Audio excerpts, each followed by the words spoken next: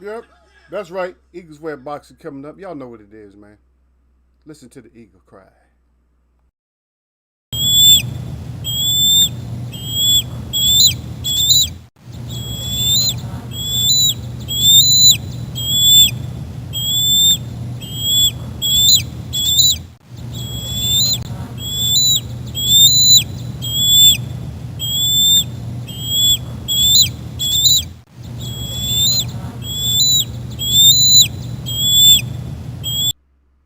Yeah, I know that eagle's kind of loud, huh? Well, that eagle be screaming. I look at the monitor to see how loud it is. That thing is loud, man. I didn't know it was that loud. My bad. I didn't know. You guys never said anything, so hey, never knew how loud he was. That's good. He needs to be loud because eagles aren't really loud, man. That's why I like my name, man. Eagle. Because we're not really loud. We do damage, but we're not loud, man. A hawk is more loud. Well, hawks do a lot of damage too, though. So I'm not going. Can't take away from Brother Hawk, because Brother Hawk will get busy, and he loud about it. But I guess he's more of a warner. I don't know. We kind of silent. I mean, we yell, but I mean, eagles yell, but they just, you know, I would say silence. I'm not saying they stealthy like that. They can be stealthy, but they still will be boisterous. But it's just not. It's so low. It doesn't. You know what I'm saying? You hear it. It's a high pitch. It's a higher pitch. Hawks just go crazy. They let you know after they, mostly when they stealthy, uh, real fast hunters. But um, they're only loud after, probably after a kill or something like that, or just when they're mating or something fighting. But yeah, they're pretty stealthy, really fast, especially if you're talking about what is it, peregrine falcon. Yeah, they're real fast and everything. Over 200 miles an hour on the dive. That's fast. You don't want to get hit with that. Now, even if you're big, you don't want to get hit with something like that because he's used to the impact. You're not. You don't want to get hit with something even that big at 200 miles an hour. You just imagine um, somebody throwing a baseball at 100 miles an hour and it hits you. See, and that's a baseball. You're talking about a hawk that can take all that kind of. He can take that. He can take the hit. You can't take the hit. You're going down, brother. You might not be going to sleep, but you're going down. Yeah, I'm messing with some strength. Yeah. I'm waiting on my people to get up in here. This is not going to be a long show today for sure. How sure is Eagle? I'm never really sure, but I don't really think so. I try to keep the topic down today a little bit. It's one of those topics where it can get extended. I always end up doing topics like this, right, where they can get extended. Yeah.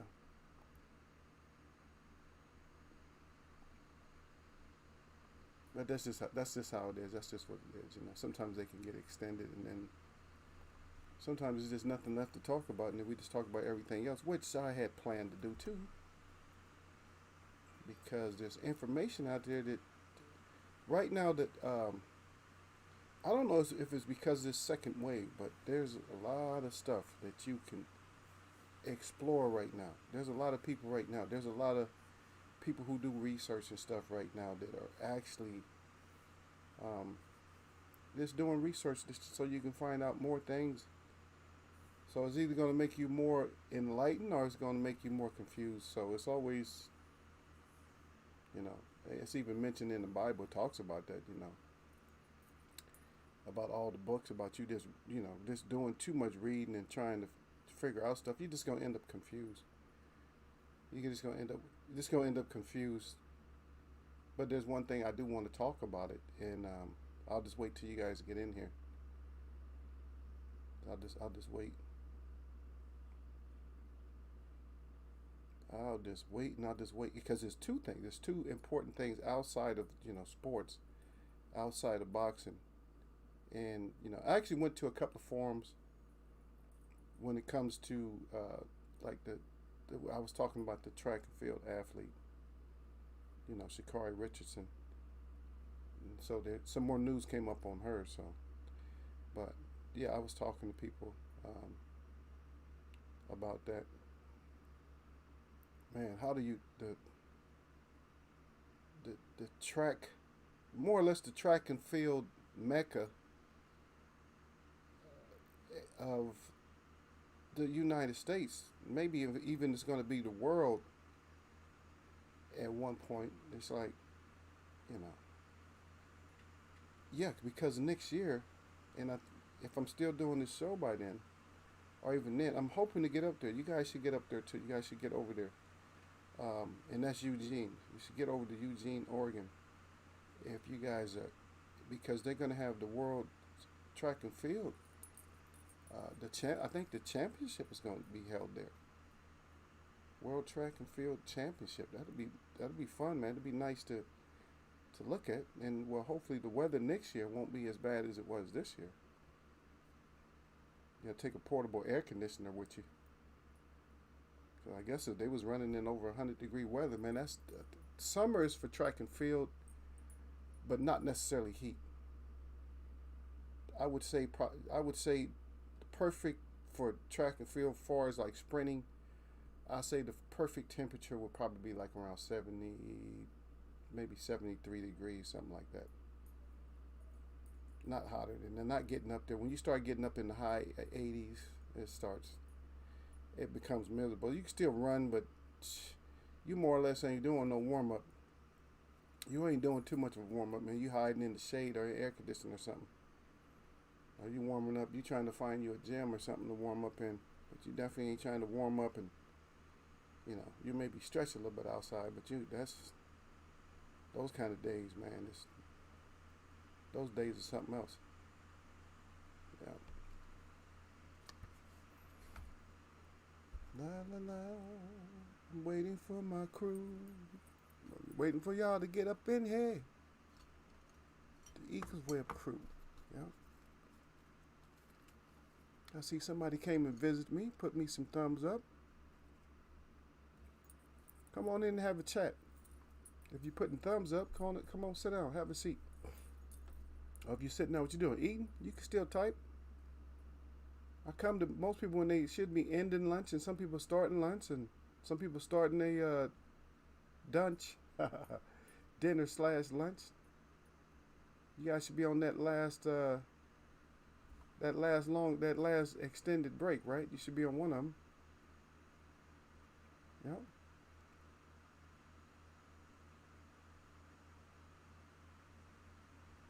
Is that what it is? That last long break? That extended break? I know y'all on that extended break. Y'all come on in, Eagles Web. Salute to Derek Bailey up in here. I know you probably been here for a second. But he say salute to Eagles Web Boxing. That's right. Trying to get these little... This is a short... I always say short show, right? I don't know. I can't get out of here, but... this anytime I put something on, I don't know, it irritates me. I don't know what it is, man. I cannot afford $50 lotion to put on my face. I cannot. I'm not. Females do that. I can't do it, Derek Bailey. I can't afford $50 lotion, man. I try to use coconut oil, whatever, man. But I don't want it too shiny on the screen. But I mean, that's not gonna bother me. It still bothers me some. It just doesn't kill me, but it still bothers me some when you put that on. Your face. Oh, look at Brother Sir Flame up in here. Salute to Sir Flame. Appreciate you stopping by, brother. Missed you a couple of days or a day or so. Yeah, missed you coming through. Somebody had to come do your job, man. Somebody had to do the head chopping for me. Yeah. But anyway, y'all know what it is with Sir Flame. Sir Flame come in. He said salute to Eagles. Well, do I even have to look at it? Salute to Eagles. Well, he said salute to the chat. He said, and as always, he said, jab that like button on y'all neck. He said, don't get naked. Eagles Web Boxing. With the fire up good, with that 100, with those things, baby. In with the boxing glove. That's too much. That's overkill. Just in case you know, Sir Flame put that overkill on it just to make sure. He put that what you call the make sure on it. Y'all know what the make sure is? Huh? The make sure. Now, the make sure can be dirty, or the make sure can be there's a lot of reasons to do to make sure. To make sure, a lot of people, what the hell is to make sure? So to make sure can be dirty, it can be warranted. Like I said, it could be non-warranted, or it could be a statement just to let you know, hey, don't do it again. So to make sure, and I'm gonna put it in a simpler term, so simpler circumstance. So I'll put it this way. So the make sure is a punishment, and it's not always a punishment. But when you start off as a child, some families, the mom or dad, mostly the mom, will put the make sure on your ass. And what the make sure is a punishment, corporal punishment. It's an ass whooping. To where you get to the point where you ain't gonna do something no more because your statement told your parents that you ain't gonna do it no more. And you're already, crying and everything else. And so they put one more on you just to make sure, maybe a couple more on your ass to make sure. That's to make sure. In life, in boxing and stuff like that, it can become dirty. Like if somebody's knocked out, you don't hit them. In MMA, I see them do it sometimes. They get too excited. And somebody will take a knockout and they'll give them a couple of more punches. That's to make sure. That's too much. That's from over the edge. On the street or somewhere else, you'll win and they'll quit, and you might just walk back over and give them one more just to make sure. Make sure you don't try that shit no more, all right? And that's really like to make sure. That's an intimidator when you put the make sure on them. That's to make sure. You know what I mean? So that's in a nutshell, that is the make sure. Yeah. So if somebody tell you better make sure, if somebody tell you that somebody has that statement for you, they're probably over you, even if you alpha, they probably a little bit of an alpha plus. If to make sure, sometimes it's just talk. Now, how does that tie into what we're talking about? Okay, what's the title? See, I don't know how. These segues, man, I don't even know where they come from because I'm not even. I wasn't even thinking like that, but it kind of segues into what what the topic is, doesn't it? Boxing, all talked up. Yeah, look at Surf Flame. He said salute Derek Bay. Derek Bay right back at Surf Flame. He said salute at Surf Flame. Surf Flame said, damn, I haven't chopped no heads off, say, in a while. Yep. Hey, D-Lo got you. D-Lo comes in. D-Lo got the last chop. I almost didn't give him credit for it because I wasn't 100% sure on it. Because you know me, I was busy chopping it up, and somebody came in with some kind of, I think it was some kind of pigeon or something. Usually pigeons are in trouble when they come up in eagle's web. If your name is Pigeon, you probably gonna be about some kind of trouble. I believe that's who it was, Derek, but I'm not sure if it was a pigeon or something. Was it a pigeon, a dove? It was something. It was some kind of bird that was in here asking questions or something, or starting some kind of shit. And D-Lo don't play with nobody up in here. My minds, that's why I love my minds up in here. My minds don't play with y'all. Because first of all, they already know the rules up in here. We already grown folks chat. I mean, we all got different, we got different fighters that we root for. We got different ideas about certain stuff. But more or less, we have a lot more in common than we have that's not in common. That's the whole thing about us that's in here. Because if I wasn't real talking, nobody would be in here if I wasn't real talking. But it's something that a few people want to hear.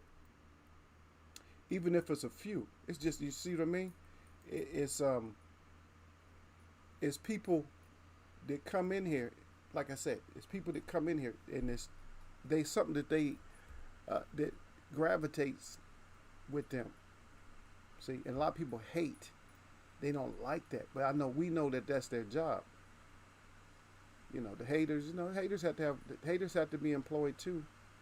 It's just not many. It's not as many of them just employed. But in here, for a small chat, we got quite a few. We got quite a few for such a small chat. We got two trolls, two phantom trolls that come through. And they come through, they do their job. They're really upset because they had no formal education at home or anywhere. They had no love or nothing like that. They just didn't have anything. And so they just continue to do what they do because of the whole love factor. Nobody, everybody, just like they had this show. Everybody hates Chris. Everybody hates trolls, and they know it. They love it. They love to be hated. Just miserable. You know what I mean? They drink lemonade without the sugar all day. Just they just soured up, man. Oh, okay, Sir Flame said, yeah, I came in right after D-Lo chopped him. He said, yes, Mr. Pigeon. Yeah, some kind of a pigeon. Yeah, yeah. That's what. Yeah, if I say I know it's some kind of Mr. I know he had another. His name was. It might have been Mr. Pigeon, but I thought it was longer than that. I know part of his name was Pigeon. Yeah, but yeah, somebody had to put hands on him. D-Lo he got upset. He was like, man, hey, I gotta get credit for my head cracking. He said when I crack heads in there. Oh, okay, yeah. It was Pigeon Mafusa or something. I didn't see what he said at either because D-Lo bust his head so quickly. Yeah, D-Lo's quick with that. D-Lo quick with that, not that wrench, but D-Lo quick with that hammer and that wrench. Yeah, yeah. D-Lo don't play. When he come up in here, he want. D-Lo appreciate me. He told me, he said, I appreciate you, Eagle, when you stay, stay a little bit longer so we can hear, so we can, get some things. And, like I said, the people that appreciate it, that's what it is. The people that appreciate it, that's why they're here. But see, and then somebody that comes in that's unappreciative, yeah, just the people that's unappreciative, of course, they come in and, of course, it's going to be a head busting. Of course, there's going to be some head cracking. That's what we do, man. That's what a mod is supposed to do. They're supposed to crack heads, and that's what you get. You come up in here like that, all sour and foul, then you're gonna get your head cracked. But one thing I wanted to point before we get into this, I wanted to point out. Sir Flame said he came in saying punk. Well, whatever, He might have overheard what I said because I do say, because we was talking about Tug at one point. We was talking about Tug. And I was asking Derek Bailey and everybody, I said, when have Mongolians been punks? When have they been fags? One of the longest reigns of terror came out of the Mongolian people. And I asked him, I said, when have the Mongolian people just been fags like that? I said, the Mongolian people ain't soft. I mean, yeah, I'm not saying that you can't, whoop one of them, but they're not soft people like that. You let a group of them, just hang around a group of them and find out. They not no punks like that. They humble people now, but them is headhunters right there, man. Y'all, I'm tired of teaching grown folk stuff. This should already know, and I'm gonna stop that. You know what I mean? If you go out there ignorant in the world, then that's on you. It's not gonna be because of my form, because I'm trying to help people out at the same time. Yeah, but what I'm saying is that when it comes to any type of history right now, this is what I want y'all to do. Y'all take note of this. So I want you guys to check any nation that you want to. And I want you to check it this way. I want you to put down famous black, because they always use that. Famous black nations. And then after that, for the underscore, you're going to put the country that you want to check, like China. Go China, because right now they are actually putting out information. They actually have information about the brown skinned people all over again. At one point they suppressed it, but nobody's searching anymore. But I went through and I searched today, and I was like, okay, so they starting to put more stuff up, and that's if you don't have books. So just look for the right ones. Look for some where the scholarship came from the older books. But you guys investigate that right now. Do China, do Japan, do different countries. Just do different countries, and you might get like a refresher course or just a small amount. You might get a lot of information within a few minutes from somebody on YouTube or a different forum. But please do that. Yeah, please do that, because you have to understand that, this is not a forum for any kind of racism. I see D-Ray out there. This is not a forum for any kind of I don't believe in race anyway, but so there's no racism here in the first place. and I'm probably one of the only forums that there really is no racism, where there's everybody else says, "Oh, we not racist." When they say that, they're lying. But when I say it, because I invite anybody. It don't matter who you are. I invite anybody. I would go out with anybody. It don't matter. I don't care what race you are. I don't care if you're Chinese, Japanese, white, whatever. I would go out with you and chop it up with you and talk and just because the thing about me when I'm talking to you, I'm trying to convey some knowledge and I'm trying to get some knowledge. And that's the whole thing. I would like to work with the people that I know to be the originating people, the indigenous people. I would like to work with them, but sometimes you can't work with just everybody, you know. But yeah, I put more. Just talking about this, I put more stuff in my store, so y'all go check out my store. Y'all should have y'all got the link. Y'all go check it out. So I got more. I got more stuff in there, man. Some tight stuff. People falling in love. Matter of fact, I ordered some myself. Because I got another company I work with. I got a lot of companies I work with. I got one out of Canada. Well, it's gonna be some nice stuff to come out of Canada. So people up here, hopefully they gonna get blessed up. They gonna get dripped up with it out here. I got somebody holding on to a couple of pieces for me, and then Friday I'm supposed to get some baseball caps and some other stuff that I'm supposed to get. So that's gonna be nice. But yeah, get to history, and then the question of the day, before anything, is why are the brown skinned people pushed to the back in everybody's history corner? Why are you pushed to the back? No matter where you are, you're supposed to know about these things. I don't even care if it's European. So you could put down Europe, or you could put down England. It's gonna come up. Right now, all that information's out there. So black dynasties in England, black dynasties in Germany, it's Russia. What's going to happen? All this stuff is going to come up. It's going to come up right now because they're letting it resurface again. Eventually, they'll take it down. When it gets too many hits, it's going to go down. But right now, and I'm not doing this because of any kind of racial thing. I'm doing it because it's important for people to understand that nations are all over the place, man. We used to get along as nations and stuff. Our biggest thing was trading. And just think about it, because of the geography of different continents and areas, it only makes sense that you have to trade. Because certain places in the world, certain stuff grows, and certain places in the world, other things grow. And you might have, so if you got a silk craftsman over in China, and they crafting silk, they making silk garments. How many other places, okay, India, maybe a few other places in Asia, but how many other places like around the world have silk? So that makes that a trade, right? Certain spices grow in certain places, right? So whoever has those spices, maybe they need silk. Now they got to trade for silk, and maybe they need something else. There's certain things that grows over in the Americas. As a matter of fact, if I'm not 100% sure, but I believe that even one of the biggest vegetables, which is actually a fruit, I think that actually started in America, which is tomatoes. Yeah.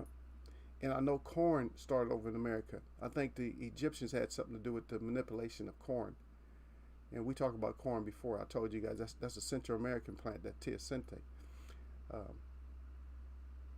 Yeah, but the information is they're slipping out information is good for you guys to be able to. I don't want you to get confused by it, but I just want you to have an open understanding that there's other information out there, and it's not really hidden like we think it is. It's hidden, but it's hidden in expensive books and stuff like that. But they know the truth. They know what the hell's going on. It's just like they make everything a puzzle, but your ass got to figure it out. I got to figure that shit out. Man, stop making us figure it out. Just tell us the damn truth, man. That's the last question. The last question of any day is, why don't you just tell us the truth? That's the biggest question ever. There's no bigger question than that. Anyway, let me get back in here and get what y'all got in it. Yeah. But Sir Flame said came in and it was man down, but more or less, yeah. Okay, and then Sir Flame said, yeah, he said lemonade with no, with no sugar, just sour. That's it. That's how they come in here, brother. They come in here all soured up. They ain't got no part of no sugar and no lemonade. They just come in sour, like, frowned up and mad. They get mad at Eagle. How'd you get the name Eagle? Why your name Eagle and this and that and blah blah blah blah blah blah. Man, please. You blessed to have a good name. If you named after any kind of animal, you blessed. I don't care what your name is. Your name might be, Standing Bear. It don't matter. You blessed when you get when somebody else gives you a name outside of your regular name. Because I have different native names. You know what I mean? Many. I tell people my name Minnie. That's how you do it. In sign words, kind hearts. And I got that name from No. That's his name. His name is No Afraid. Well, his actual name is No Afraid, like that, of dog. Elder. That's who gave me Many Kind Hearts. That's who gave me that name. It doesn't mean what you think it does. Many Kind Hearts doesn't mean that way. It means a person that's more or less conscious and aware of stuff and aware of people, So, in other words, whatever level the person's at, that's the level I want to be at. That's what it means. I want to be at their level so I can have an understanding with them, and not offend them by being like too much. You know what I mean? Like you come in like, oh, I'm big chief such and such and like that. Nothing like that. So you always want to be humble and stuff. You always want to be humble. I think I'm a pretty humble person. I try my best to be humble. I try not to be all, extra. But sometimes I go off. I mean, last week, yeah, I had a moment. And you guys caught me. That was Friday when the day I was going off.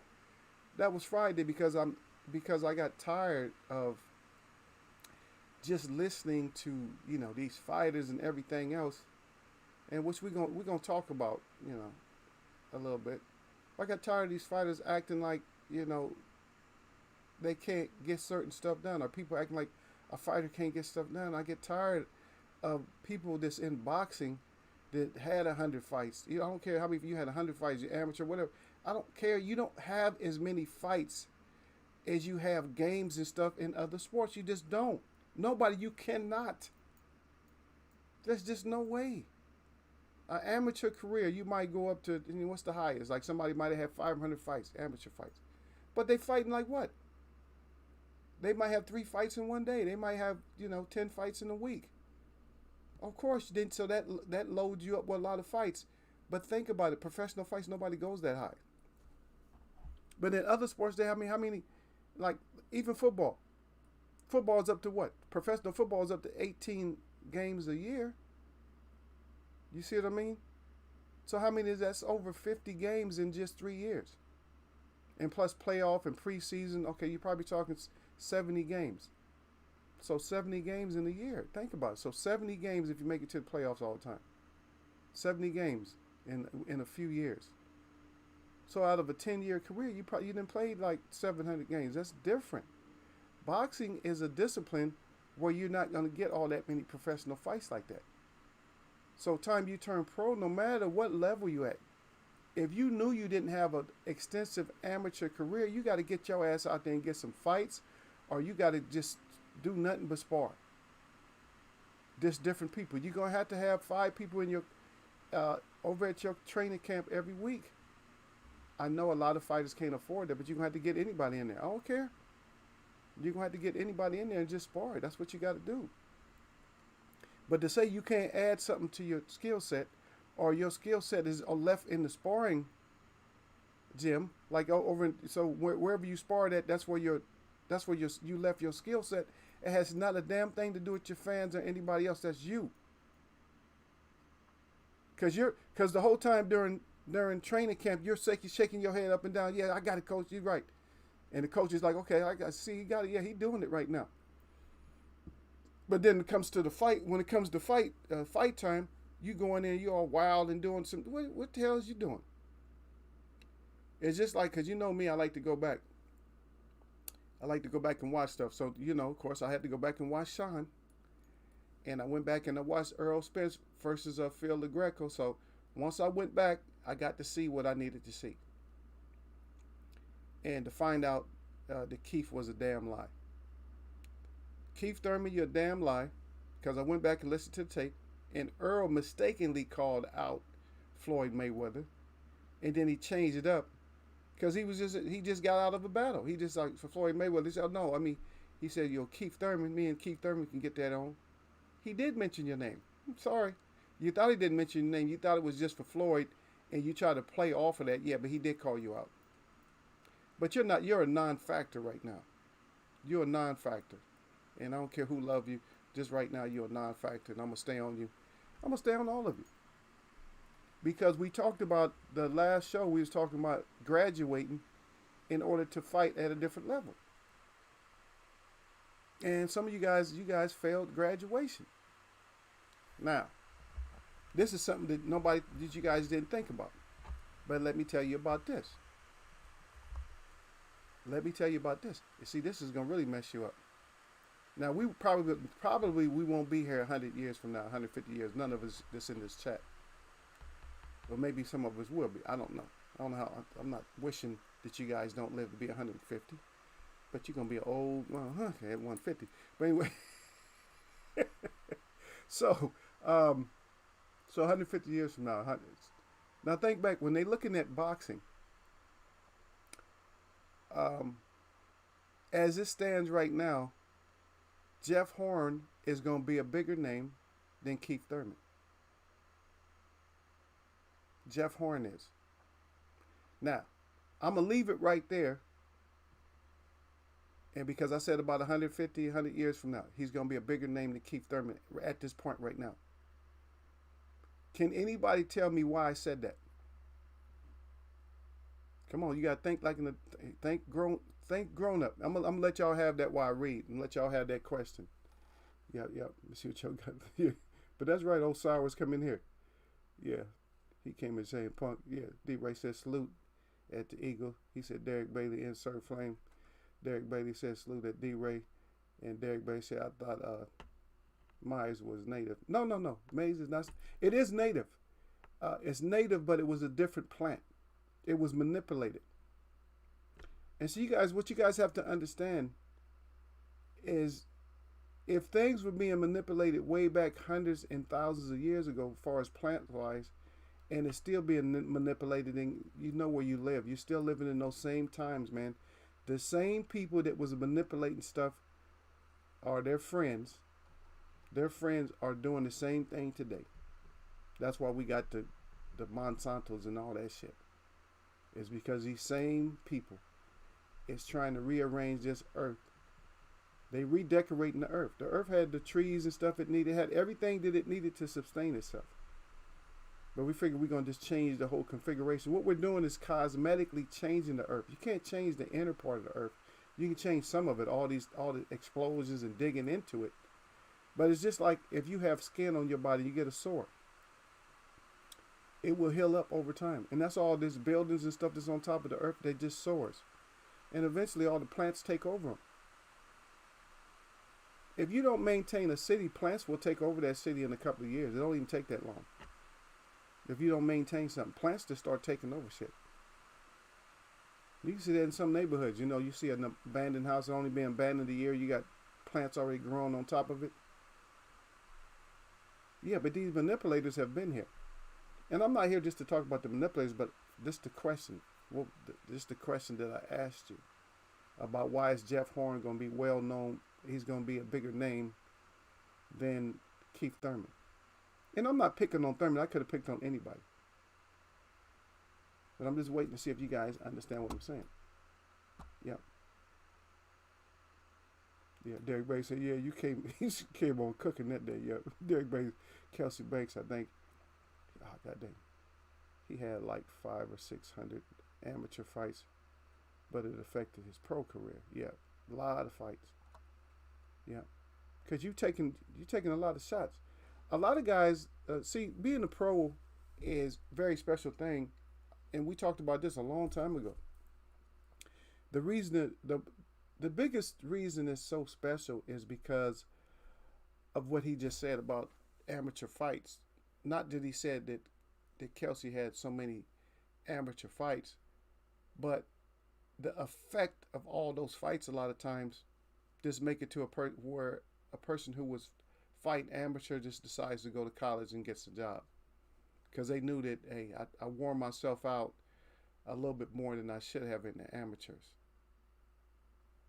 So don't you can't take amateurs lightly to where there's no wear and tear done in the amateurs. There's some wear and tear done in amateurs.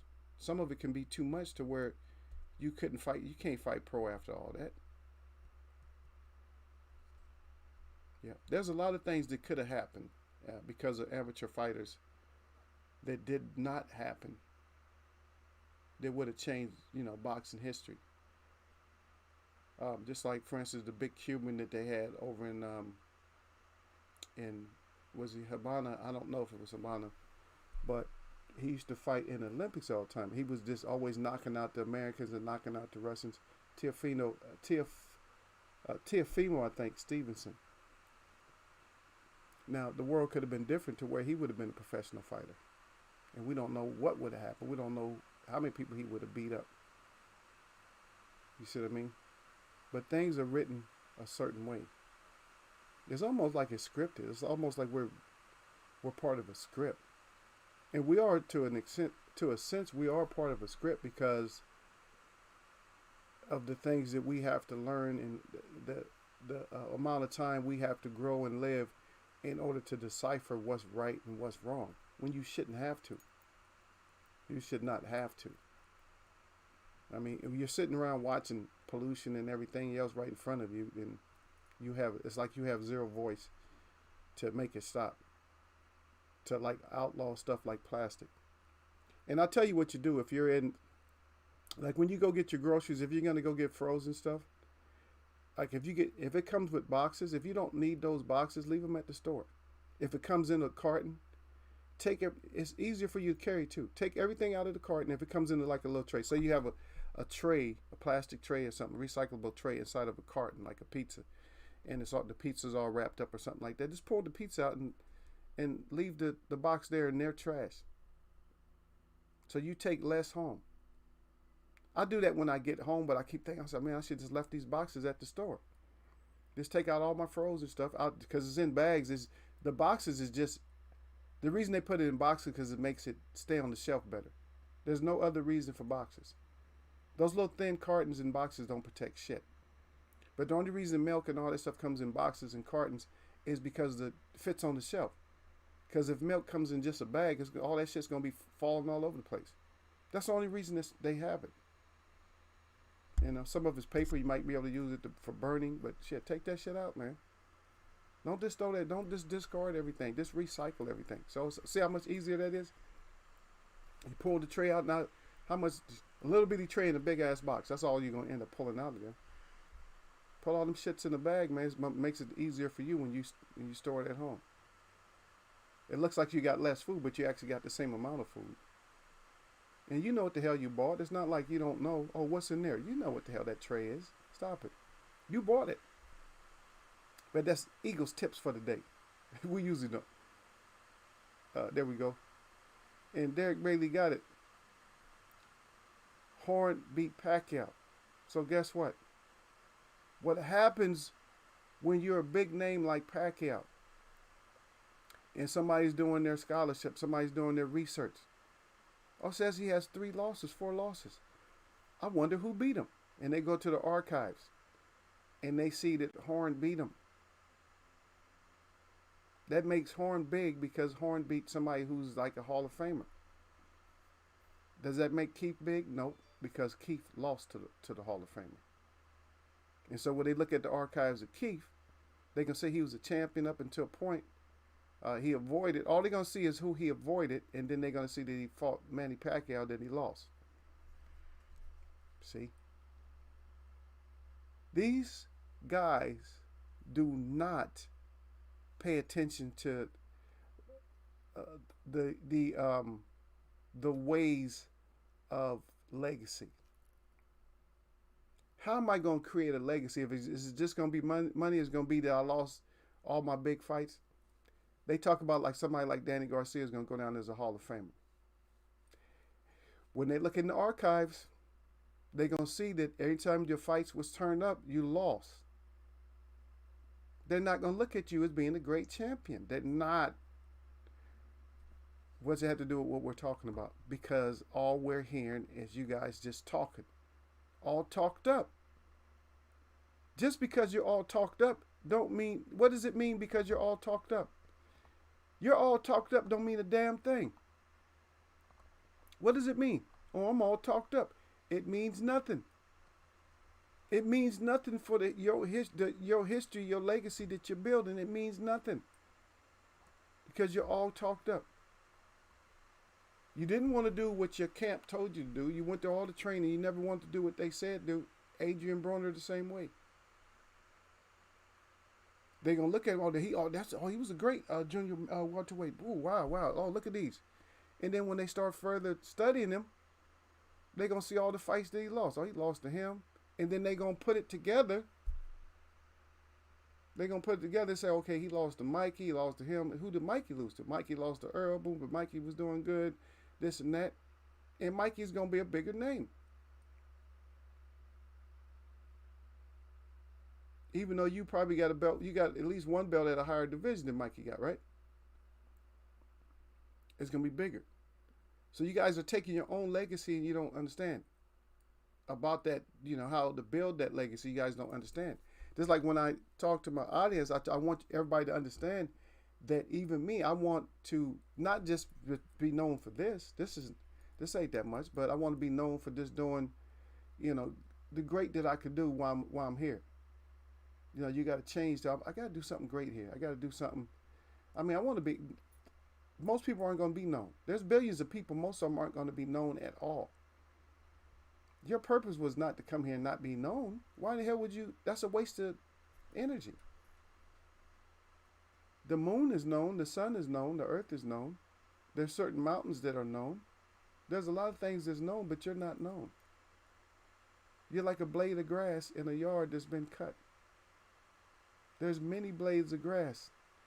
But which blade of grass do you remember? Do you ever remember a single blade of grass in your whole life? Do you remember that one single blade or a group? The one that you remember, even if you're poisoning weeds, you remember that real big one. You remember the one that was in a yard, which is crazy as hell. That I had next door neighbors that didn't have a lot of grass, but they had weeds. And they had a weed that was tall, damn near as tall as the house. They had a bunch of them. And I remember that. I was like, God dang, that's a tall dandelion stock. It was actually that tall. And they grow that tall when they don't get the light. Because they have to reach up until they can get that light. That damn thing was tall though. 8 feet tall. Damn weed. See? I know Eagles' philosophies are Eagles I just try to break stuff down, man. Just try to explain.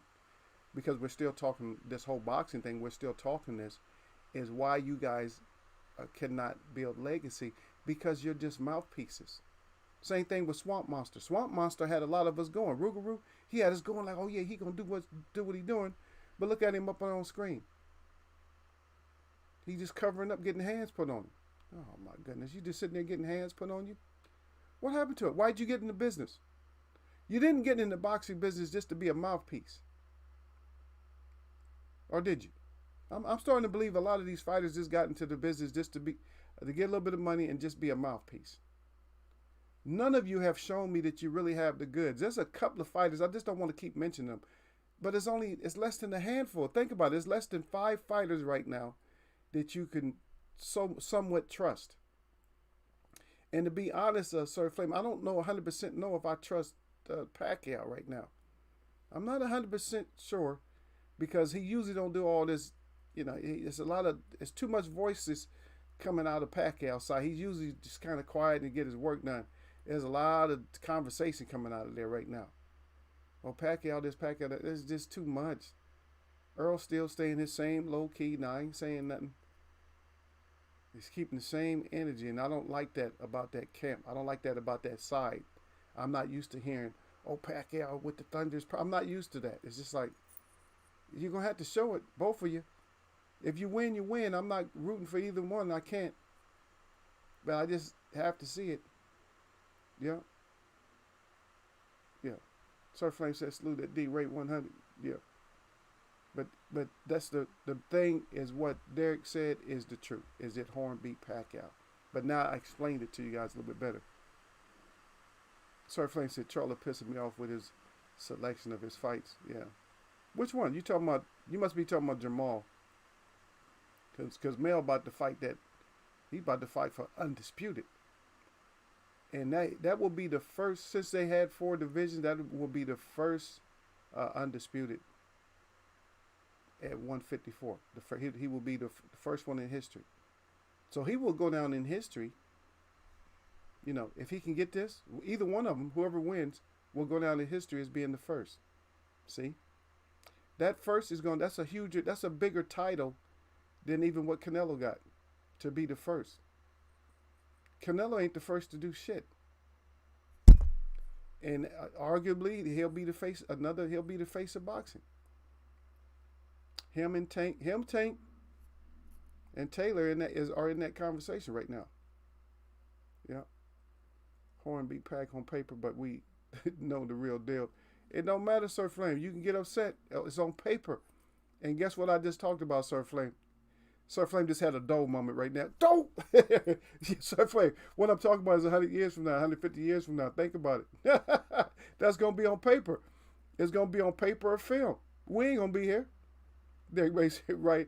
Yeah, I'm starting to look at him sideways also. 100% hurt. Sir, yeah. It's because I think out of both the Charlos, everybody looked at Big Charlo as being the one that wanted to take that test. I'm looking at smaller Charlo as being the one that wants to take that test. And it's just like I said, the graduation, he just didn't want to graduate. Yeah, he fought hard and he had to go through a lot on his last fight, but he didn't really have to if he would have followed the plan. There was a plan for him to throw more hands in that. It was a plan, but he just didn't. Let's go back. So because I watched this fight again too. I watched the Adrian Broner versus Sean Porter. Okay, so in that fight, of course, we know AB didn't do what he was supposed to. He didn't throw his hands. But Sean, that was the first fight, the only fight I think that I ever heard Kenny cussing at Sean and going crazy every round that Sean came back. I mean, he didn't want Sean to get hit at all. You know what I mean? He just didn't want Sean to get hit. But guess what? Sean ended up getting clipped by that freaking left hook. And Sean is vulnerable. And that same thing, I think Earl caught him with a left hook. Sean is very vulnerable to a left hook because of the way he fights and the way his hands is bobbing and stuff. He he smothers his eyes when he's boxing. I shouldn't have told that about you, Sean, because everybody gonna be looking to land that left hook on you. Yeah, all the wild shit he does, but he blocks himself. You've noticed his hands goes over his eyes and shit, and he can't see when he's focusing on you. Somehow his eyes, it might be the dynamic of his eyes when he's looking at you, that he doesn't see that side. That becomes a blind side for him. You know what I mean? It shouldn't, because he's Orthodox, but that becomes a blind side, and he gets clipped. And so Kenny was cussing him out after he got clipped. He said, see? He said, you wasn't following the instructions. You went out there and did some more other shit and got clipped. That's what Kenny was more or less, I'm paraphrasing, that's what Kenny told him. You doing other shit. And so that's what it is. If you have followed your trainer the whole time, and your trainer is giving you instructions, you're not Muhammad Ali. You can't just ignore what the trainer says, go get the W. Is that 100% true? No. But should you just listen to your corner? No, you just getting all impatient and anxious and shit. And Charlo he's the type that seems like he gets anxious and impatient, and then so he's just gonna go back to his basic skill set. You could have done other shit that worked, but you just didn't do other stuff that worked because you panicked and the opponent just wasn't as willing as you wanted him to be. Well, I should be knocking his ass out soon. It don't always work that way. And that's what y'all got to understand. It's not always going to work that way. I got his ass. I got him. It don't always work that way. So you got to put on them, you got to put on that graduation hat. I got to graduate up now, though. This is the bigger test. That's why Morrell was telling him, that's why he was thinking after the fight, okay, this is what I got to be able to take. And this is what I got to be able to do to become champ. And I think he can become champ. because he knows, hey, I got to step up and do even more. I got to do even more. And somebody's going to sleep on him because they think he's going to be easy to take out. But now he knows that, hey, I got to endure pain. People don't understand. They talk about Muhammad Ali being the greatest, but you didn't listen to his words. You listen to his words. A lot of times he said fighting certain people is just like, it's like death. It's hell. But see, all these newer fighters, they don't want to go through the hell. Soon as a fight turns into hell, they fold up and want to leave or blow away in the wind. Especially when it comes to any kind of damage to the face, like eye damage or what, if they start getting hit, oh shit, I better fold up and go home. I better roll myself up and roll my ass on down these steps, roll into that dressing room and roll my ass back to the house. Yeah, once they get the ghost knocked out of them, it's over with. So we're witnessing, I'm not saying that we're witnessing bitch assness. It could possibly be true. It might be suffering from a little bitch assness, but I don't want to put it that severe. Derek Bailey, that's up to y'all. If y'all want to label them, then y'all can label them.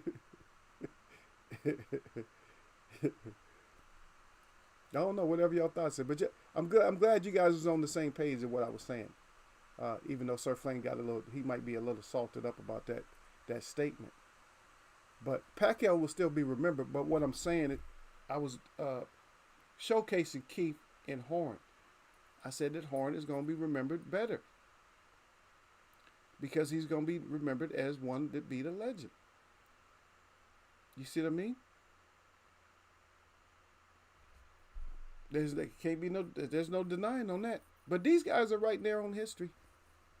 They're writing their own history. They don't even know. Adrian Broner, you're writing your own history. All you fighters you're writing your own history.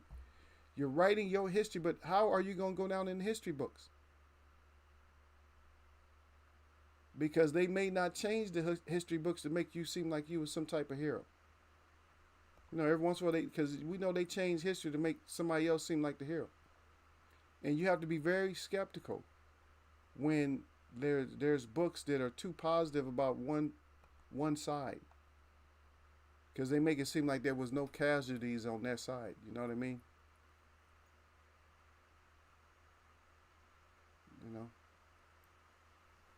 What's his name?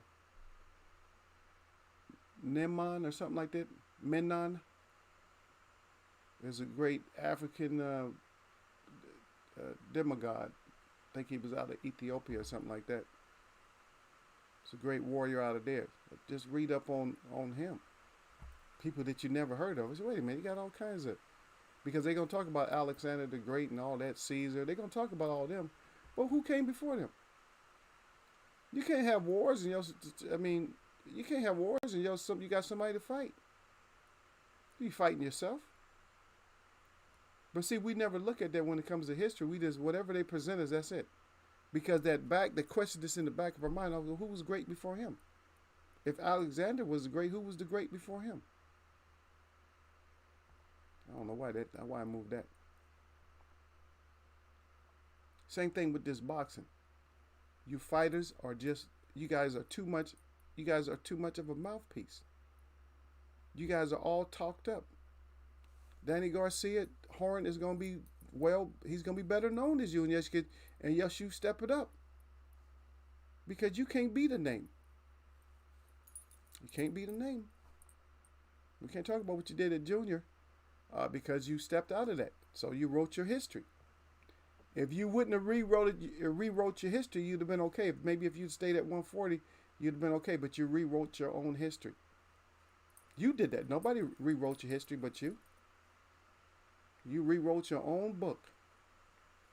Because you didn't want to go down as being great. Because the rest of it was just talking, just like right now. I know Mel is talking about when he finishes his business, just step your ass on up to the 154. That's because you writing checks. You writing checks.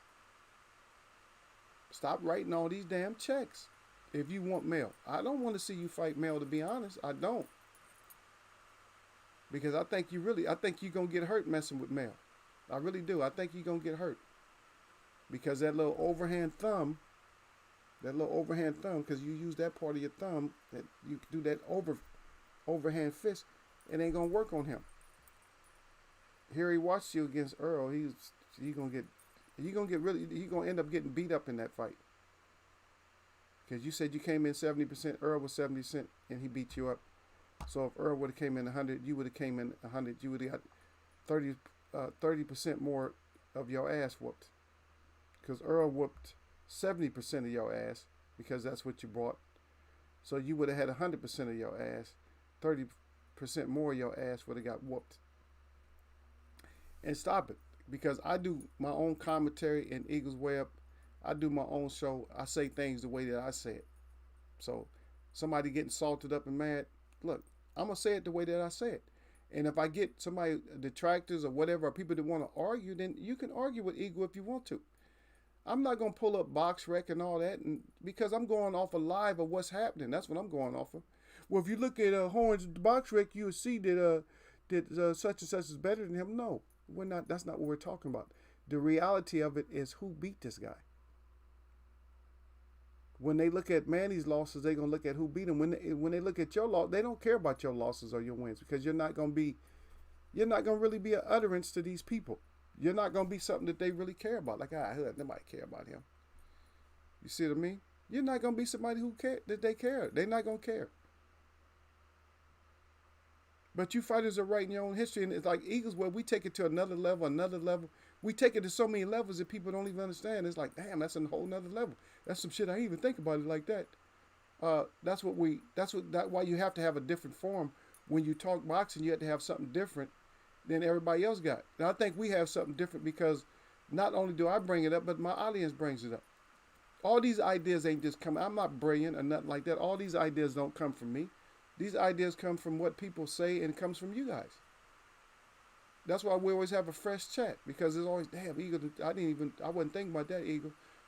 Of course, and I don't throw it at you guys like that, like you guys should think like this.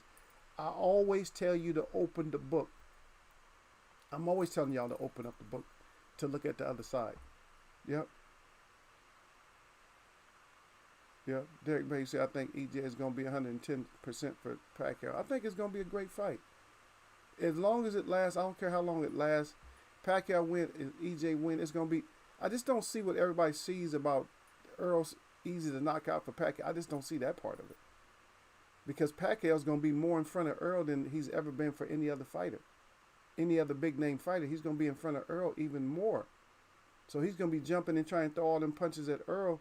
Eventually, I mean... Earl's gonna catch on to that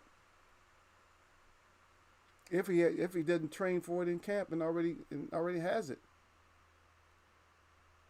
I don't know. We don't know how it's gonna go, but we want it to go a certain way. Sir Flame wants, he 100% behind Pacquiao, but we don't know. But the thing about it doesn't really hurt Pacquiao to lose to Earl. It hurts Earl more, I think.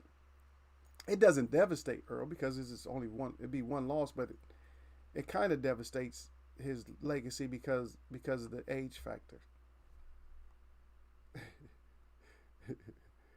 Yeah, but he probably come in. Sir Flame said, I'm still taking Pac-Man. He said, I got bets locked in. Plus, we be betting at casinos. There you go. I know my brother. I know you got it in there. I just need Pac to work on stamina. And his speed and power. Yeah, he need to work on that stamina, man. With Earl, your ass is in trouble. If you don't have stamina against Earl, your ass is in trouble. You can't. That's the only thing I see that's dangerous for. It's some things that's dangerous for Pacquiao, but the most dangerous thing for Pacquiao is just running out of steam any round. He can't need a second win during no rounds. Say for instance, he needed a second win in the sixth. He can't afford that. You can't.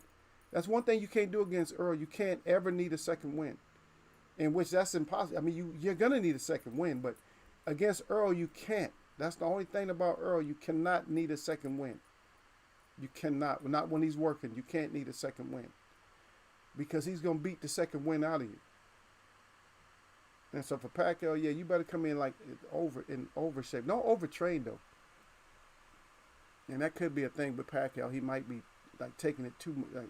too heavy, and he might be overtraining. And I think Earl is not overtraining because he hasn't even. I don't think he's worked with Blu-ray that much yet. They about to get into it. I don't think. That's the understanding that I got. He haven't really worked with him that much, which is good. You don't want to be overtrained, so he's going to be just like 100, like Derek said, 110%, like just ready. Pacquiao might come in 150% or something, and that's just too much. He has to come in 100% plus, but not too much. Not like 100, not like not left everything in the gym. He can't come in, especially at his age. He cannot. It's going to be too dangerous for him to come in like overtrained. To come in overtrained against Earl. So hopefully we're going to get a good one, Sir Flame, and hopefully Manny comes in there, just train so we can just see it like a real nice fight, a real good fight. Hopefully neither one of them come in like overtrained, and I don't want either one of them to get hurt, but somebody has to get hurt in this one for sure. If Pacquiao wins, he doesn't have to get hurt. Earl doesn't necessarily have to get hurt, but for Earl to win, I think he has to hurt Pacquiao. And I'm just sorry, that's just the way it seems like it has to be. Is that Earl has to he has to do something to Manny. He has to beat Manny up, because I think they will give Manny the decision. But it all depends too, though, because we still don't have a forum, do we? Do we have a forum? Where are they fighting at? Has it been determined yet? Yeah. Derek Bay said no. They need. They've been training since May, I think. Yeah, that's a long time. Let me see. May, June, July. Oh, that's.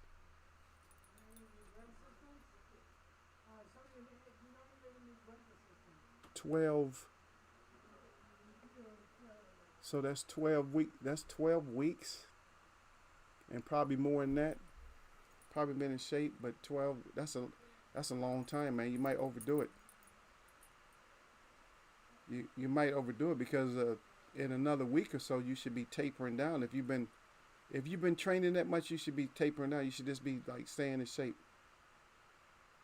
I would say maybe a couple of more sparring sessions. That's it. You got to be tapering down by now. If you've really been training that long, that's a long ass time to train.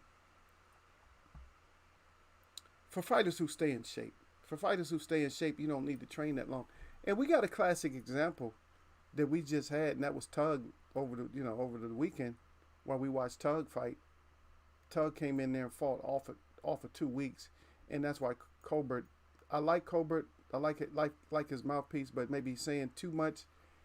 And I would say that for me, that shit need to be ran back. I need to see Tug at 100% and fighting Colbert.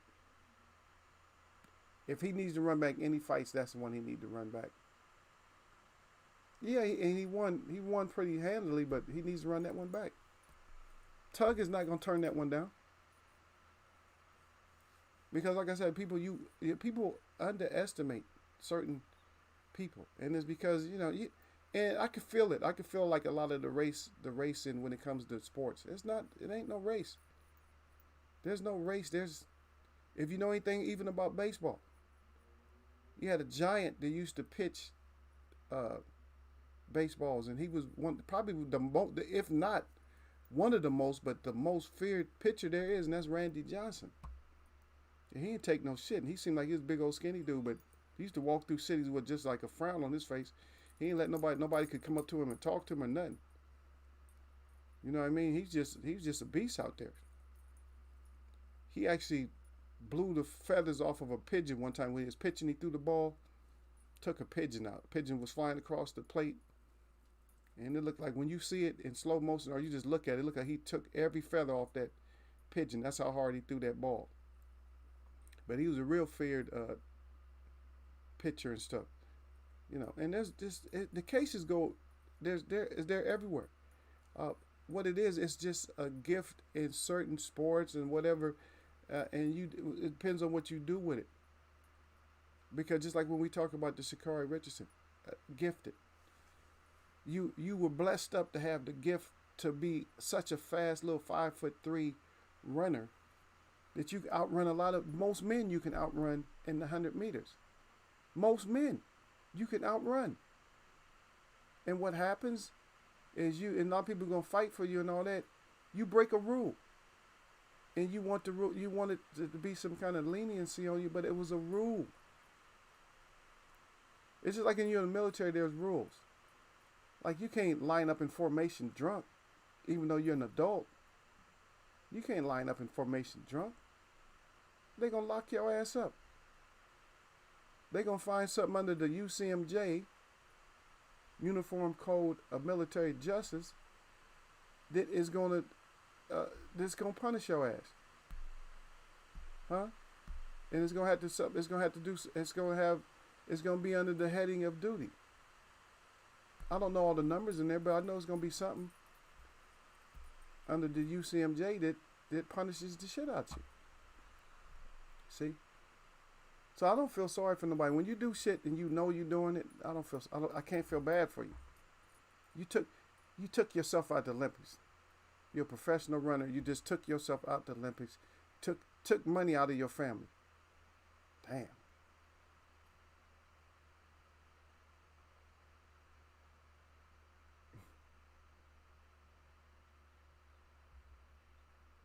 Yeah. Let me see. That's EJ looking like he's on it. Yeah, his own weight now. Yeah, EJ. Yeah, EJ getting there. Predict. Yeah. EJ getting there on his weight getting there. Yeah. Derek Bay said, yeah, they need to keep all the he said Mike's away from Colbert. Yeah, shut your ass up, Colbert. Yeah. And then Derek Bay right back down with some more. Derek Bay said, yeah, Randy was mean. Yeah, Randy he wasn't nobody to just go messing with, man. I'm just saying some people keep their energy. He kept his energy. It don't matter. He kept that face on, like in and out. He said he can relax after he retired.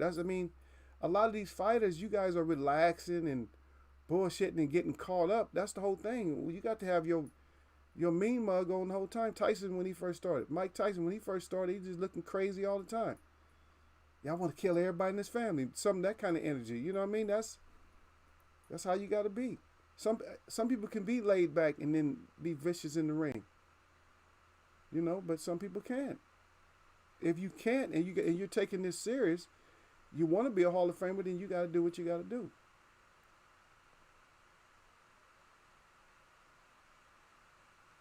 Yeah, there you go. Derek Bay said, Wilma Rudolph and Ali had a race, and she beat him.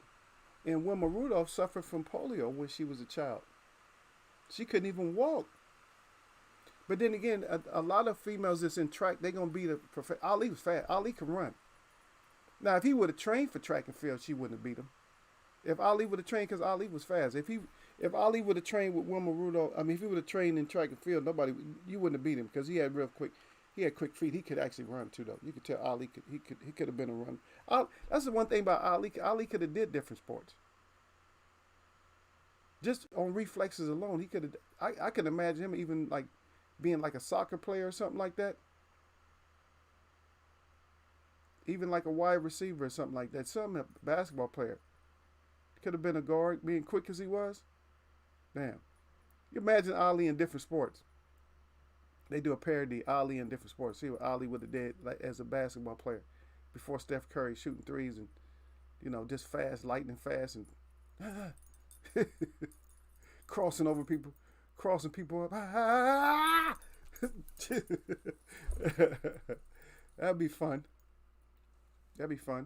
But in here, in Eagles, we're not all serious all the time. You guys think is we don't take everything we're serious, but what we do, what I'm doing is I'm putting this into your mind to let you exercise,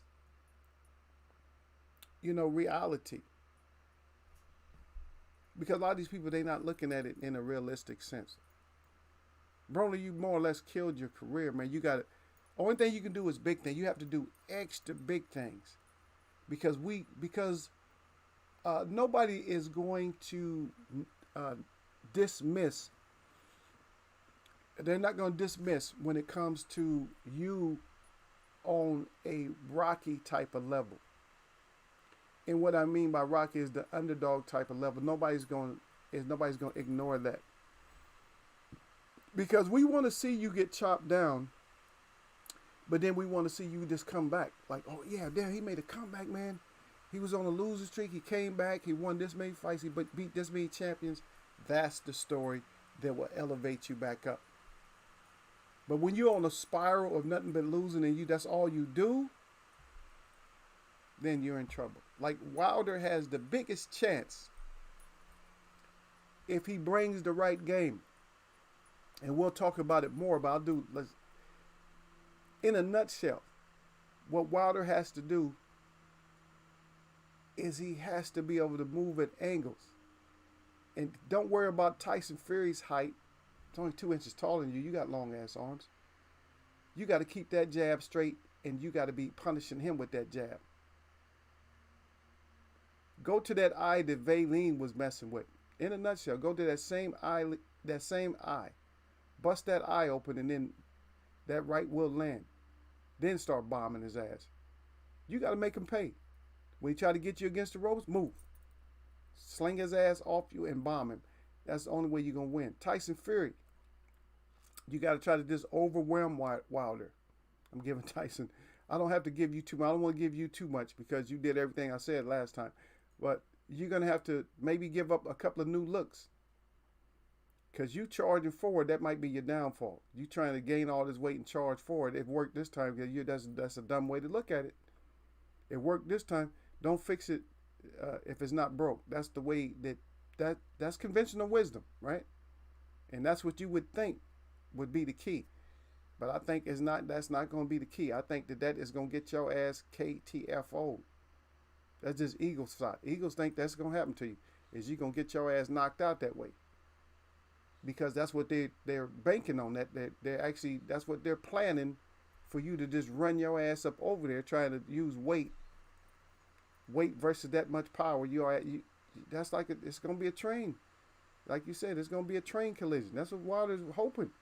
They banking on that. And I know that's going to make you kind of apprehensive, but you're going to have to box, and you can outbox him with your style. It'll be a closer fight, but you can outbox him. And maybe you don't get the KO, but maybe you just, because you want to get out of there with the W. But I don't know what's in Wilder's head. Wilder might just get overwhelmed by you come charging forward, but we'll see. But if he doesn't, you're going to have to put that graduation plan into effect. Both of you need a graduation plan, even though one of you won, and some people think you won both fights. I think you lost the first fight clearly because you got knocked the fuck out. But let's go from there. Because they even showed the guy on the outside the ring count. Even when it came to Buster Douglas, they showed that Buster Douglas was actually knocked out before he beat Mike Tyson. Because you only get 10. Anyway, he said, well, Ali was the type you had to prove it to him since they were in the Olympics together. That's why they raced. Oh yeah, but he a boxer. A boxer is not gonna beat a sprinter. If you're a sprinter, even if you're a female, boxer is not gonna beat you. A boxer does road work. They don't usually do a lot of sprinting. There's some boxers that do sprinting, and I'm gonna tell you who does the sprinting is that little Tank Davis. Little Tank Davis, he does sprinting, but a lot of fighters don't do sprints. They should, but they don't.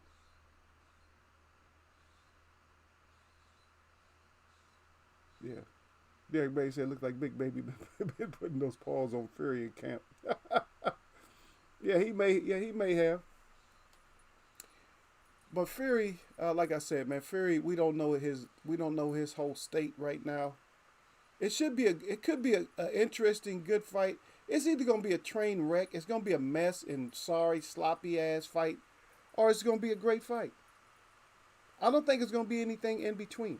It's either going to be some shit that we never wanted to see, or it's going to be something that we got to replay over and over again. And I'm hoping that we get those kind of Brazil type of results, like maybe like around 6 rounds. You know what I mean? Like Wilder getting beat up for a while, just getting touched. Not necessarily beat up, but just, and then he just says, F it. I got to adjust, and I got to whoop that ass, and then 6th round, he does what he got to do. Because Tyson Fury, I usually don't go against fighters, but I just don't like you, Tyson Fury. You'll probably beat Wilder up, but I just don't like you. I'm never going to like you. Because your history is going to people are going to read into it, and it's going to come out, because all the wickedness comes to light in years, takes years, and they're going to find that you was just a total cheater. That's what they're going to find out about you. And that's just, the conversation ain't going to be good. Say, oh, look at this guy. This Tyson Fury guy, he was a hell of a cheater, wasn't he? Damn, he cheated. That's the history you write. I'm not writing that history. Because even if this stayed up, if my information stayed up, people gonna say, "Oh, that Eagles web." Damn, what are you talking about? Oh yeah, he was exposing all the bullshit in boxing, wasn't he? A lot of the bullshit, but he's doing it on a certain level. See, they can't get me for any kind of plagiarism or nothing like that because with our show, we're going off of observations and stuff. Yeah, I know what you're talking about. Yeah, he said Gerard. He said Gerard Anderson.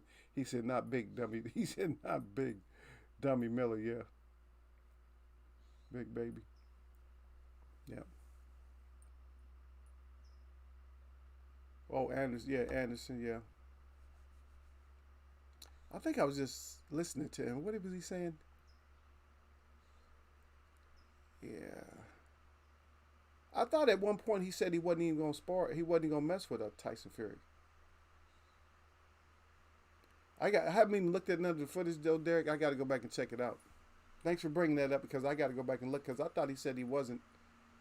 You know, I get so much boxing news. I thought he could have swore he said he wasn't gonna mess with him, but now he's in there sparring with him. Yeah, I thought he wasn't going to, but if he is, it is what it is. If he's sparring with him,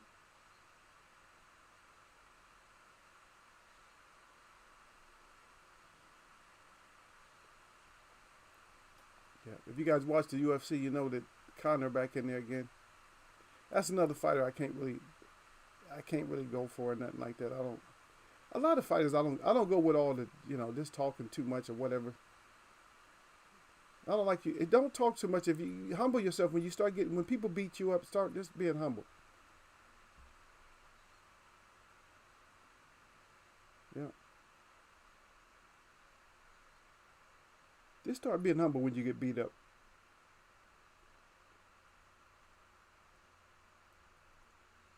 But that's what it is. These people they just don't stop. Get beat up and still going.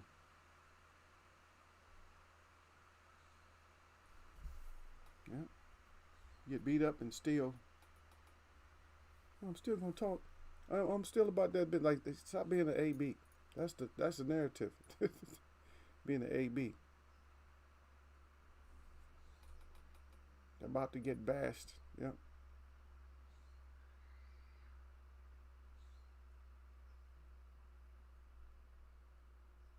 yeah. And we know Tzu wins too, right? And I forgot that I forgot they had that fight. That fight was after the first one, right? That was after that was oh they're ahead of us, right? But anyway, yeah. And let me just see what it says. Didn't do anything unexpected, overpowered, a naturally smaller man who took the fight on a week's notice. Here we go, another one of these week notice fights. Michael Zarafa. See, he's pulled out. He says saving the event for fans in boxing. He says, but that was Spark. So Spark and Tzu. Spark gave his best effort, but it was clear he couldn't do much to Tzu, and that Tzu's shots were hurting him from the first round on. So that's why he got the. So Tzu got the third round stoppage. And I'm glad I brought up Tzu because that goes right into what we're talking about is that you fighters are talking. Now you hollering about everybody. I want everybody to know. And now you want Smith, you want uh, Karbinov, you want Garcia. So now he wants everybody. Wow. Yep, and we talked about that too, the Rocky story, because that's what Sparks was trying to pull. He was trying to pull off the Rocky story. I'm gonna be great. I can go in there and win. No, didn't happen. Yep. Yeah, but one thing I like that Tzu said that's a very smart observation is that that's what you have to do, and that's what you have to have, is that he said I have fun in there. He said that's the main thing. Tzu said. He said I got one objective in my mind. He said that's to take over to take whomever out. That's in front of me. So he got all respect for Stevie Spark, but this is my ring, this is my division, and I'm here to stay. So great statements.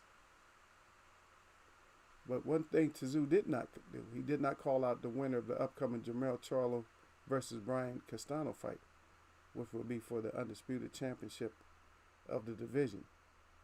Yeah. But he's talking a lot, so we're gonna see what he do. Maybe he can come through, and maybe he can get some things done. I don't know. Derek Beatty's probably gonna be like this, like I don't know. I don't know. Maybe he can get some things done, but we're gonna see. Because one thing that we allow you to do in Eagles way of boxing is we allow your mouthpiece to get you in trouble. See? And that's what we allow. We allow your mouthpiece to get you in trouble, which is great. And that's what happens. Your mouthpiece is going to get you in trouble, and we're going to be able to see exactly what you do. Because you say, I'm going to do this, I'm going to do that. Well, we're going to see. Because, like I said, out of the billions of people, only some are known. We only get to know some. It's too bad we can't get to know almost everybody. It's not impossible. You could. But it takes your whole lifetime. But just think if everybody had like different stories. Everybody just had their little stories up. That'd be good to read, listen to. You could just listen to stories all day, all night.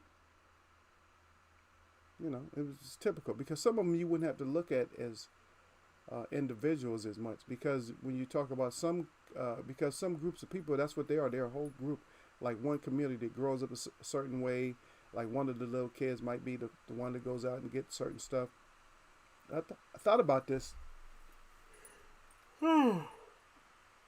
Sorry about that, yawn, y'all. But I thought about this just earlier. I was just thinking about that. I said, how live would it really be if you was in a household where you lived that type of a life where certain people went out to go get medicine and stuff. Just think of how you would be looking at them when they came back home. They went out to go get the food, the herbs, and all that, and some of them went out to do the hunting and building and all that.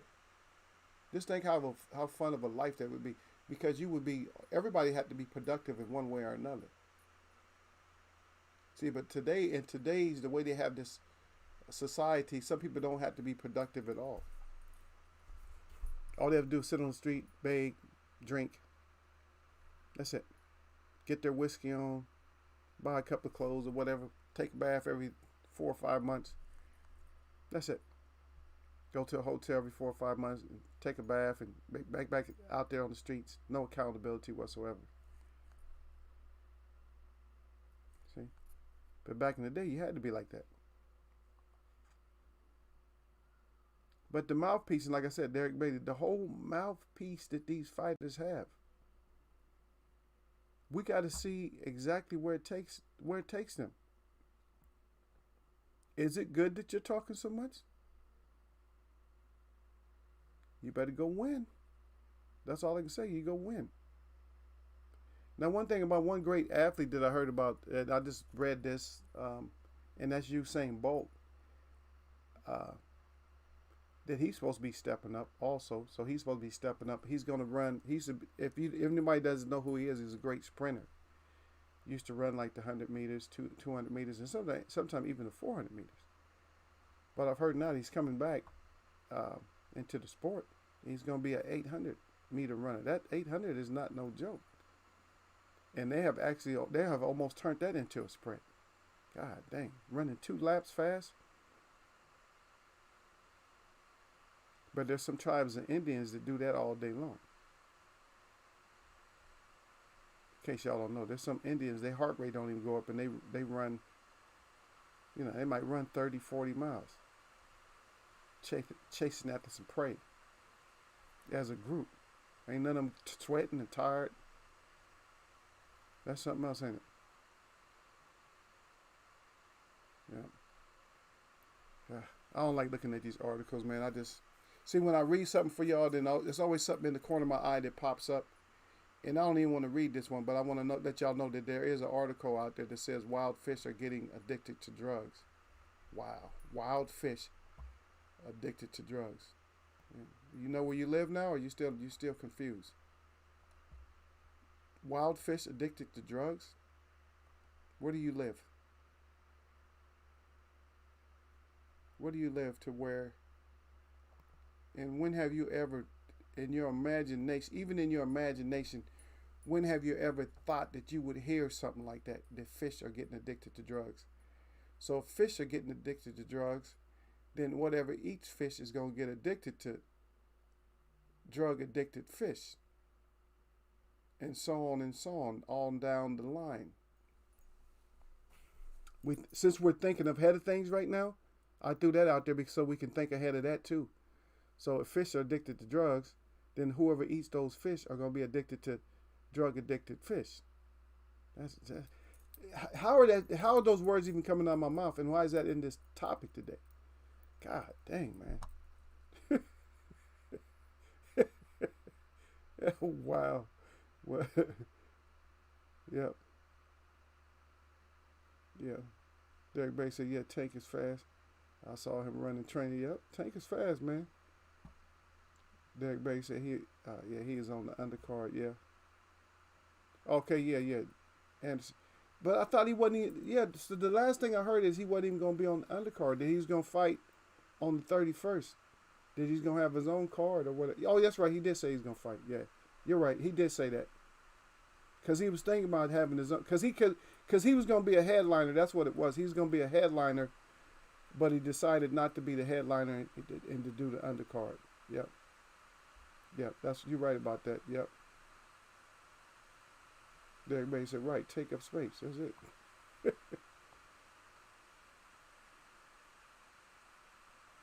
Yep. Everybody said natives trained running and holding water in the mouth. We did a lot more than that. We used to run with packs, all kinds of shit. We used to run with the prey, run with everything, man. We used to just run it. It wasn't a thing, because it wasn't a thing about energy. It's just like, I'll tell you, if Omar sent you out somewhere, or Chief sent your ass out to go do something, and you was a scout, you had to just go run and get it done. It wasn't even, that gave you the energy. It wasn't even really the training that gave you the energy. You trained as a little child, but that gave you the energy because you know you had to go get it done. It's the same way if you was little as a child. Yeah, of course you was little as a child, but if you was a child and you grew up and you had certain, so I grew up in a way where, you know, if you was a little boy, a lot of times you had to go run and go do stuff. You might have to go run and go get help, or you might have even had to go run to the store. I need you to get something from me at the store, and you need to get back here in a hurry. And your ass you just take off running. No matter how far the store was, you was gonna run all the way there and run all the way back. You didn't feel it as a child. You never felt it. See, but it was different then because you never felt it as a child, and when you got older, you never felt it. See, now we go through this stuff now where we feel stuff as an adult. And there's reasons, we're not going to get into it because we covered a lot of this before. There's reasons we feel stuff now that we shouldn't feel, or that we never did feel before. Damn, I tried to get out of here, man. I did it again, Derek. I did it again.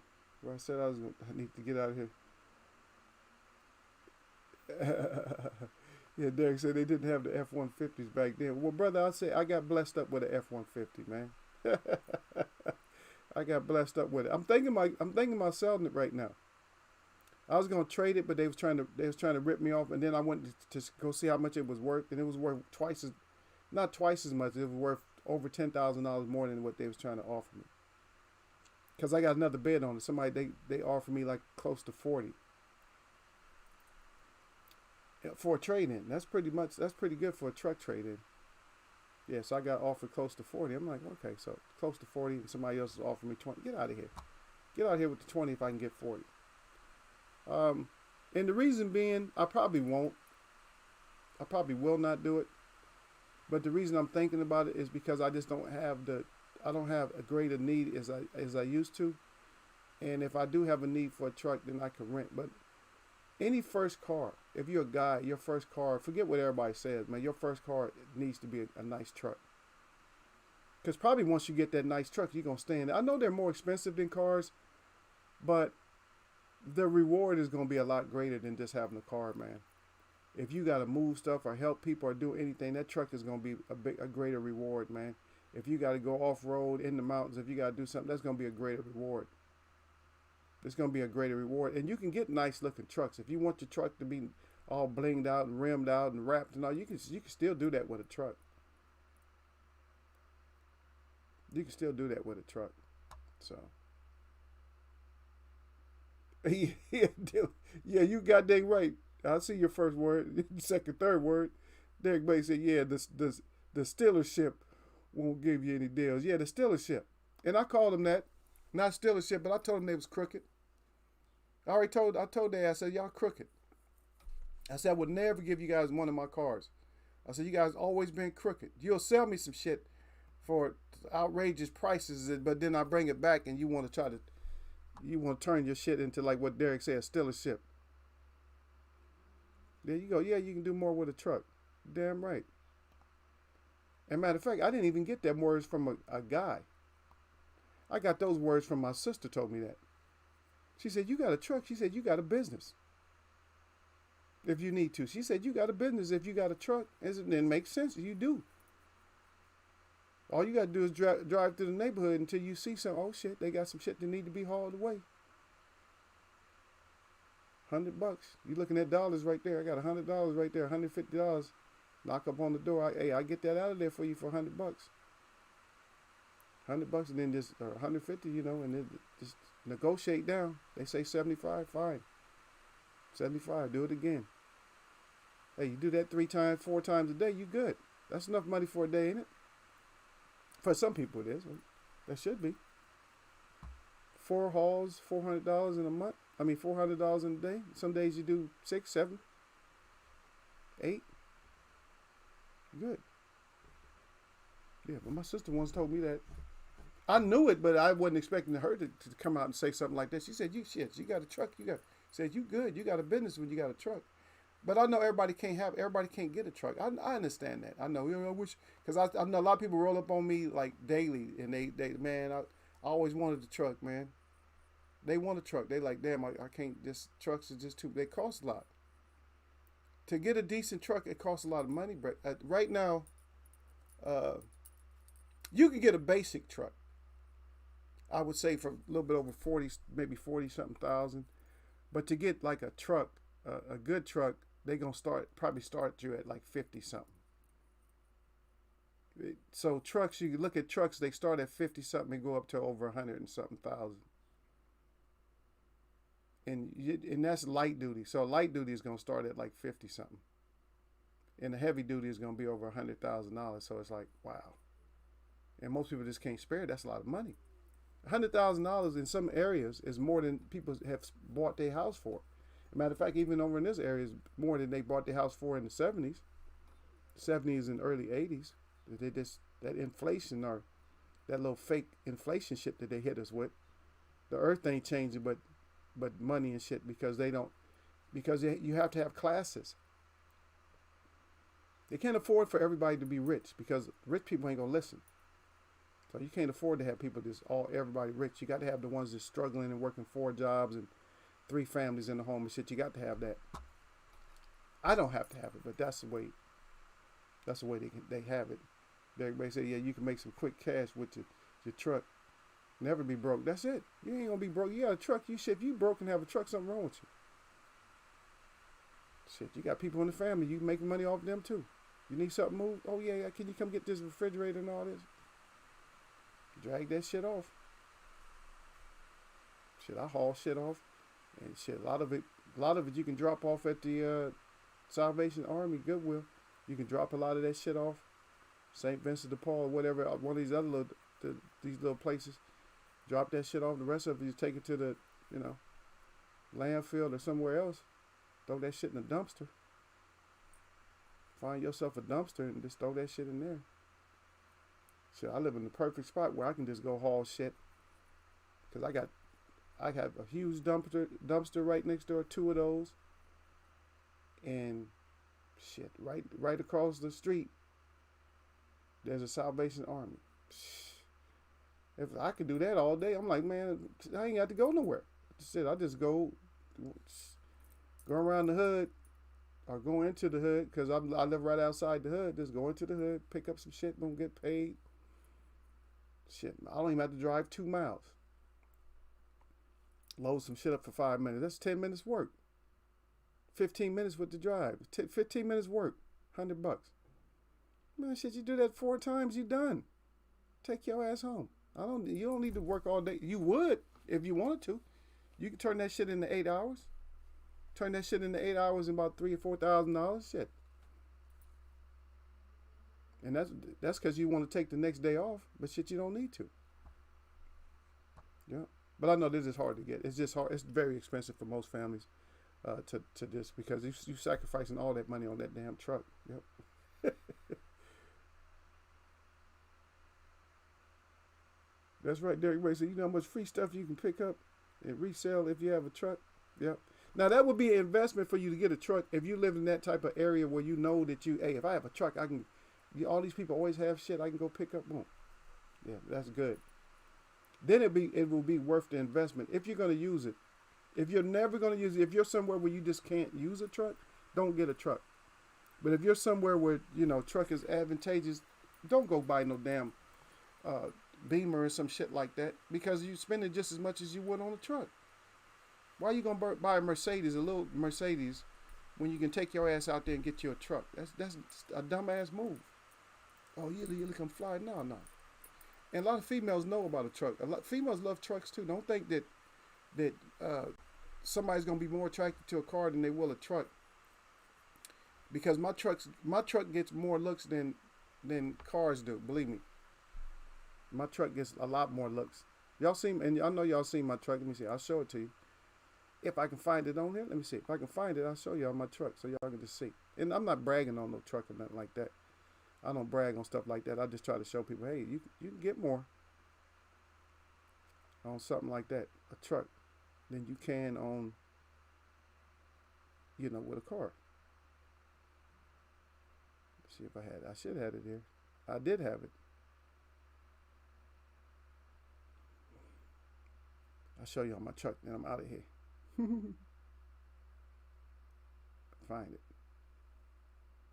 Where's Eagle's truck? Where Big Boy at? I don't see him. Okay, here we go. Alcatraz 1. Okay, I gotta move Ali out the way. Y'all can't see Alcatraz 1. Let me see. Let me see. I gotta get Ali. Ali. Get out the way, Ali. I'll put you back. Don't worry about it, brother. I didn't really have to move him. I could have just shrunk him down a little bit. But yeah. Let me see. Yeah, but it's like a daily basis. I'm like, damn, like nobody never seen a truck. And there's plenty of trucks around my area too. That's the thing that's funny. But it's like they never seen the truck. It's like y'all act like y'all never seen the truck.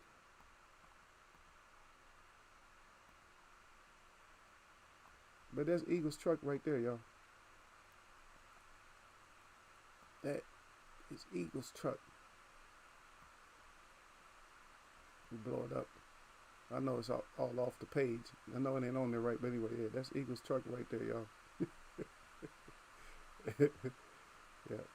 Y'all seen it long enough? I'm gonna give y'all 10 seconds. That's it. Get your ass out there, Eagle's truck. Just put let's get Ali back up in there. Sorry about that, Ali. Ali Bamba, yes. Bamba, yay. Kill him. Kill him, Ali.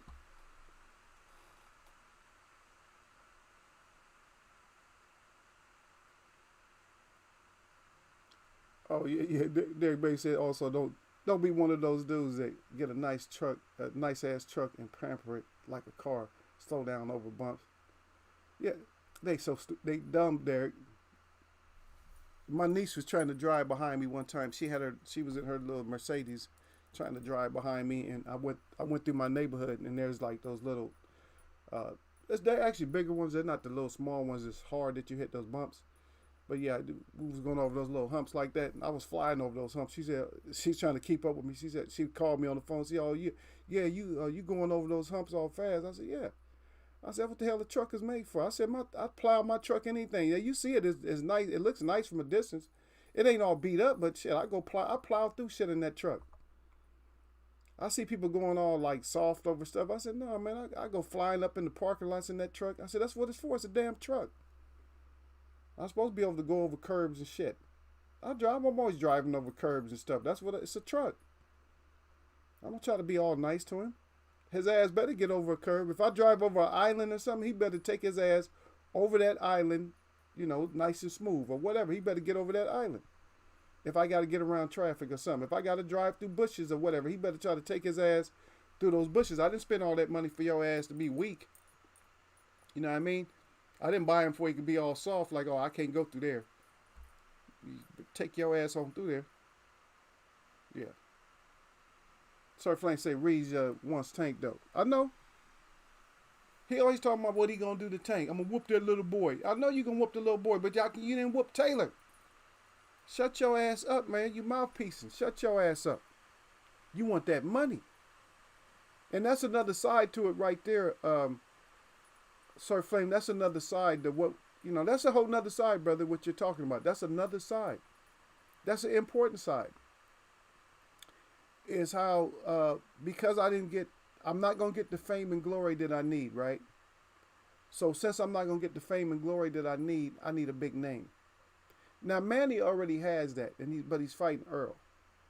You see what I mean? So that's not really a push either way, because Earl's gonna make his money. Manny knows that Earl's gonna make his money, sir, because he's like, damn, he got a whole stadium behind him. He got Texas Stadium and shit. So Dallas Stadium. So that shit hold a lot of people. So he has a big forum. A lot of people share a forum. Like a lot of people, they share at Barclay. Just like Mayweather. Mayweather had MGM. Certain fighters have stuff. Earl gets even bigger. He can get MGM. Or he can get T-Mobile. He can get another arena. He can get a bunch of arenas. Matter of fact, he got Staples Center. See, a lot of these fighters don't understand. You fighters don't have the luxury to sit on your ass and act like you something. You don't have that luxury. Why are you in boxing? That's what the fans want to figure out. Why are you in boxing?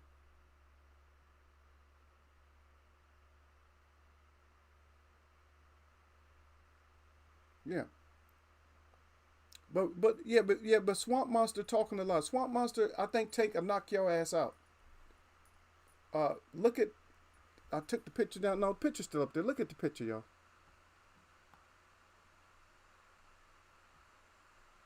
I just want to know this. Sorry about that, Ali, again. I want to know this. Does Taylor hit harder than Tank? Does Taylor hit harder than Tank? And little Swamp Monster, you're going to have to take some hard shots. That's the whole thing about it. And while you think you're going to whoop the little boy or whatever you're going to whoop, you're going to have to take some hard shots. You're going to end up getting your ass knocked out and knocked out of boxing. Yeah. You done turned it. And another thing, see, I'm going to go back. See, I should have been out here by now. See, I can't never get out here when I say that. But look, so now I got to go back, Sir Flame. Because Sir Flame bringing up AB. Now, one of your homeboys that was fighting out, that fights out of Texas, that was messing with AB. They were both doing okay. They were doing good when he first, I guess he fell into the hype of Adrian Broner, and that's Robert Easter Jr. When he fell into the hype with Broner. So when he fell in with to the hype with Broner, he was all excited and stuff. You know what I mean? So he was excited with Broner, and he was all talking about billions talk. You know what I mean? But then they both started just getting beat up or just beat. And all that shit fell off. All that about billion, that whole dream, it just burnt up. It's not impossible. It is more possible to get struck by lightning than for either one of those guys to become a billionaire now, though. Because that whole thing just fell apart. But to get back in, you guys got to do big things. And a lot of the people that you needed to do big things against, like especially like Mikey Garcia, we don't know if Mikey Garcia is going to fight again. We don't know how good he's going to ever be. because he ended up not being what we thought he was. Well, a lot of us knew already. We knew, hey, you gonna just get your ass whooped. And Earl just start beat all the decisions out of you. Mikey don't know what to do now. And a lot of these fighters are just like James Toney is right today. Is just talkers. They're putting themselves in retirement status, but they're not retired. You guys are just sitting around talking like all the other retired fighters, but y'all not even retired. Get your ass out there and fight. Tell them, Derek Bailey, what they got to do. Get your ass out there and fight. Yep. But Derek said, I think they both should stay away from Tank. They better stay their ass away from him. Then Derek Bailey said, no, I don't think so. But that whole about billions thing, y'all not going to do it. You guys are just not going to do it, man. Y'all ain't going to do it. That's you. Like I said, you got a better chance of getting struck by lightning. But we need to see these fighters. We only have a handful, one hand. We don't have two hands full of fighters. We might like and embrace a lot of these fighters, but they just not going to get it done. Because I brought out a little bit more of the story. Like I said, there's stages and steps to this. I brought a little bit more out of the story so y'all can look into like the future, which we really can't do. But we know it's probably pretty evident that what I said is going to happen, even when it comes to Horn and stuff. When you talk about the historians and stuff like that he's going to have a bigger name than Keith. Because Keith never fought Horn, too. See? But Terrence Crawford beat the man to beat the man, but what did Terrence Crawford do so far at 147? See? You guys put yourself in position. You get up there at 147, and everybody's just stagnant, and none of y'all want to fight. Yeah. I know that. Yeah. That's right, Derek Bates said, get your ass out there and fight regularly, 100. That's right. And then Sir Flame is right on that point, too, because Sir Flame came back and said, AB said he wanted to fight 3 times a year to keep out of trouble, but I haven't heard anything. Yeah, I haven't heard anything about him fighting. That's it. It's all mouthpiecing. Y'all get your ass out there and fight. Because now, even in my chat, now everybody's starting to wake up a little bit. Hey, yeah, Eagle, you right, man. Ain't nobody, we don't got no spectacular fighters like that. Like, damn. Boxing is, we might be getting some good fights, but we still suffering. We getting good fights, but what are we really watching? We're watching good fights, but what are they going to do for any kind of legacy for themselves or anything else? It's like, everybody got excuses and shit. Anyway, man, my shout out to all the real people that I see. And my shout out to all y'all that mess with me. Y'all know what it is. It's Wednesday, man. This was a short, long-ass chat. Yeah. You know it's about blessings in here, man. So I'm going to say what I always say, man. Nothing but blessings.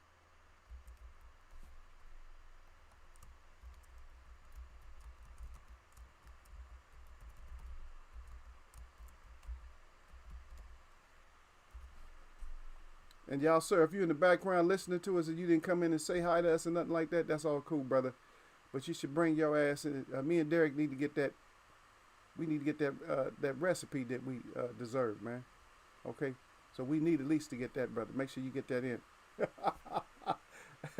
Hey, get me and DB our recipe.